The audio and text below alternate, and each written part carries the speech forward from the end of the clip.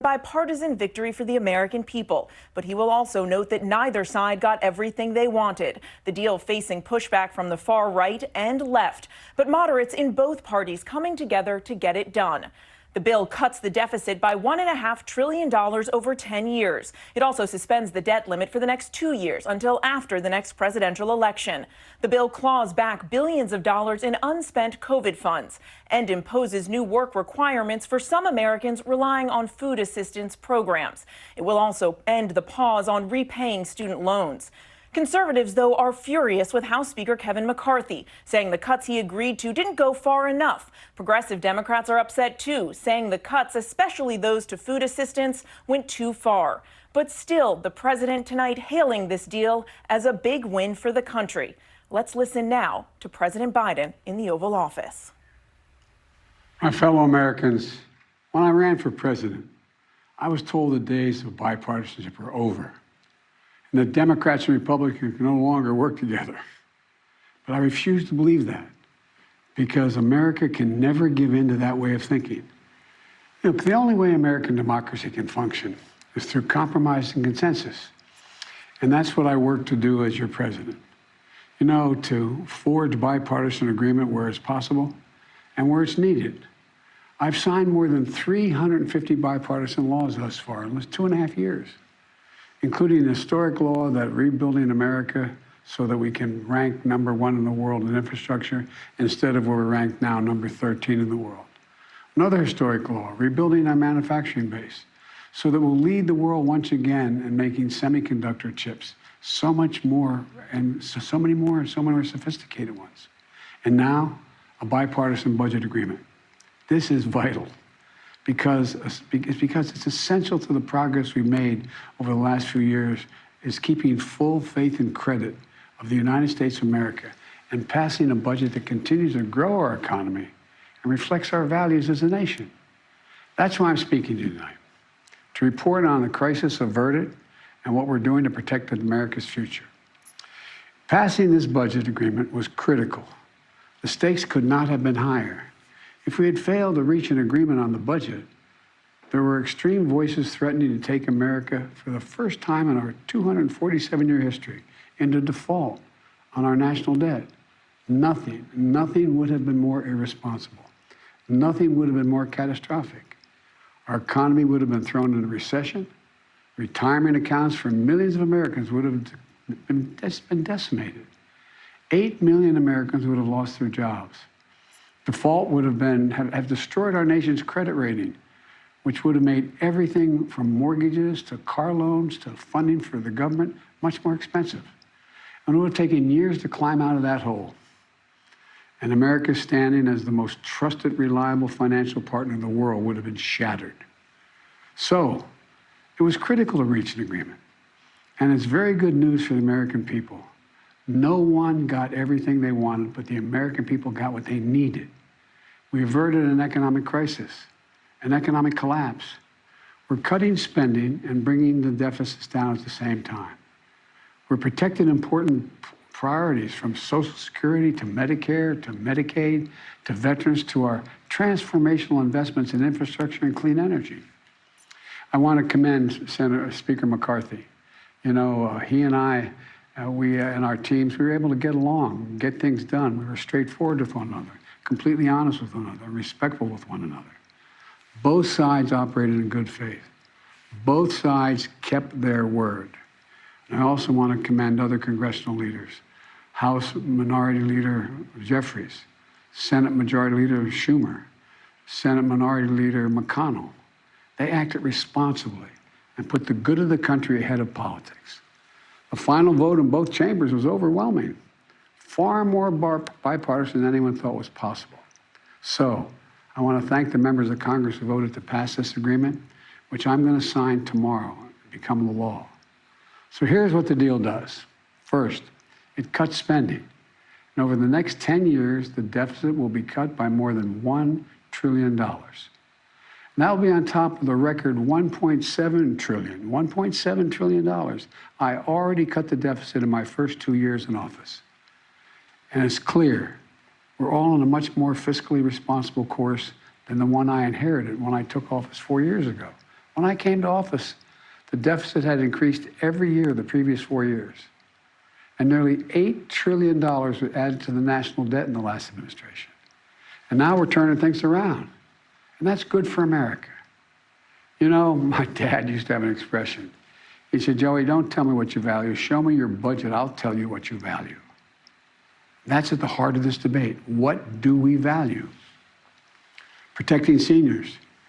You may remember during my State of the Union address, there was a spirit exchange between me and a few Republicans spontaneously occurring on the floor of the House of Representatives.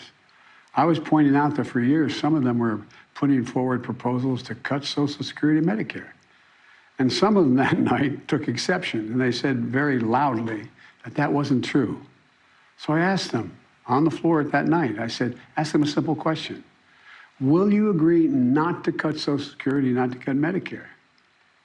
Would they agree to protect these essential programs? They're a lifeline for millions of Americans. Programs that these Americans have been paying into every single paycheck they've earned since they started working. And that provides so much peace of mind. With the bright lights and cameras on, those few Republicans who were protesting, they agreed. They said they wouldn't cut it. That's how we protected Social Security and Medicare from the beginning and from it being cut, period. Healthcare was another priority for me, a top priority. I made it clear from the outset, I would not agree to any cuts in Medicaid, another essential lifeline for millions of Americans, including children in poverty, the elderly in nursing homes, and Americans living with disabilities. The original House Republican proposal would have cut health care for up to 21 million Americans on Medicaid. And I said no. And Medicare was protected. And so were millions of people most in need. Look, I've long believed that the only one truly sacred obligation that the government has is to prepare those we send into harm's way and care for them and their families when they come home and when they don't come home. That's why my last budget provided VA hospitals with additional funding for more doctors, nurses, and equipment to accommodate the needs of veterans and more appointments. The House Republican plan would have meant 30 fewer million VA healthcare visits for our veterans. We didn't let that happen. In addition, this bill fully funds the Bipartisan PACT Act, the most significant law in decades for veterans exposed to toxic burn pits and for their families. It expands access to those veterans and their families to health care and to disability benefits. Look, we're investing in America and our people and in our future. We've created over 13 million new jobs, nearly 800,000 manufacturing jobs. Where is it written that America can't lead the world again in manufacturing? Unemployment is at 3.7%. More Americans are working today than ever in the history of this country. And inflation has dropped 10 straight months in a row. In this debate, I refuse to put what was responsible for all this economic progress on the chopping block. This bipartisan agreement protects the law that will help us build the best infrastructure in the world. It fully protects the CHIPS and Science Act, which is going to bring key parts of our supply chain to America, so we don't have to rely on others, like semiconductors, those tiny computer chips smaller than the tip of your finger that affect nearly everything we rely on, from cell phones to building automobiles to the most sophisticated weapon systems and so much more. We protected another law that I passed and signed last year that finally beat Big Pharma, which I've been trying to do for over 30 years. It finally gives Medicare the power to negotiate lower drug prices, just like the VA has been able to do for veterans. This law has already dramatically cut the cost of insulin for seniors, from as much as $400 a month to just $35 a month for insulin. Negotiating lower drug prices not only saves seniors a lot of money, it saves the country a lot of money. $160 billion that's not having to be paid out because drug prices are more rational. We pay the highest drug prices of any industrial nation in the world, and it's just the beginning. You know, we also protected the most significant breakthrough ever in dealing with the existential threat of climate change. Today, new wind and solar power is cheaper than fossil fuel. Since I've been in office, clean energy and advanced manufacturing have brought in $470 billion in private investments. It's going to create thousands of jobs, good-paying jobs, all across this country, and help the environment at the same time. Remember, at the beginning of this debate, some of my Republican colleagues were determined to gut the clean energy investments. I said, no, we kept them all. And there's so much more to do. We're going to do even more to reduce the deficit. We need to control spending if we're going to do that. But we also have to raise revenue and go after tax cheats and make sure everybody's paying their fair share. No one, I promise, no one making less than $400,000 a year will pay a penny more in federal taxes. But like most of you at home, I know the federal tax system isn't fair. That's why I kept my commitment, again, that no one earning less than $400,000 a year will pay a penny more in federal taxes. That's why last year I secured more funding to go more IRS funding to go after wealthy tax cheats. The nonpartisan Congressional Budget Office, and it is nonpartisan, says that this bill will bring in $150 billion, and other outside experts expect that it would save as much as $400 billion because it's forcing people to pay their fair share. Republicans may not like it, but I'm going to make sure the wealthy pay their fair share. I'm also proposed closing over a dozen special interest tax loopholes for big oil, crypto traders, hedge fund billionaires, saving taxpayers billions of dollars. Republicans defended every single one of these special interest loopholes, every single one. But I'm going to be coming back, and with your help, I'm going to win. Right now, catch this, right now the average billionaire in America pays just 8% in federal taxes. 8%. Teachers and firefighters pay more than that. That's why I proposed a minimum tax for billionaires. Republicans are against it, but I'm going to keep fighting for it. No billionaire should pay less in federal taxes than a teacher or a firefighter. Look, let me close with this. I know bipartisanship is hard, and unity is hard, but we can never stop trying. Because in moments like this one, the ones we just faced, where the American economy and the world economy is at risk of collapsing, there's no other way. No matter how tough our politics gets, we need to see each other not as adversaries, but as fellow Americans. Treat each other with dignity and respect. To join forces as Americans to stop shouting, lower the temperature, and work together to pursue progress, secure prosperity, and keep the promise of America for everybody. As I've said in my inaugural address, without unity, there is no peace, only bitterness and fury. And we can never become that country. I can honestly say to you tonight that I've never been more optimistic about America's future. We just need to remember who we are. We are the United States of America. And there's nothing we can't do when we do it together. So thank you all for listening, taking the time tonight to listen to me. May God bless you all, and may God protect our troops. Thank you.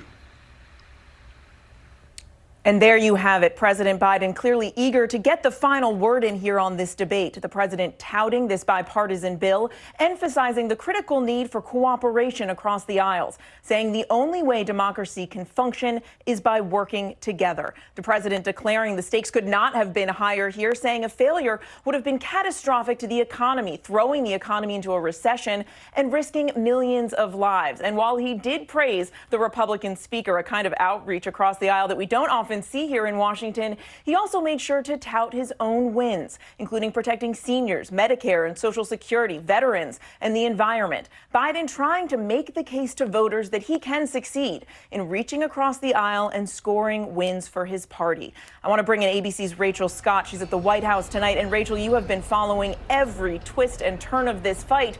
The president tonight clearly touting his role here, but Speaker McCarthy is also trying to claim victory here, even though the bill in the House received more support from Democrats than Republicans. Exactly, Mary. And even as President Biden praised both Democrats and Republicans, he also acknowledged the reality that bipartisanship is hard. In fact, more Democrats supported this debt limit deal than Republicans, even though this was a bill that was negotiated by Speaker McCarthy, and even though Republicans do have a razor-thin majority in the House. In the end, 107 Republican members of Congress voted against this deal.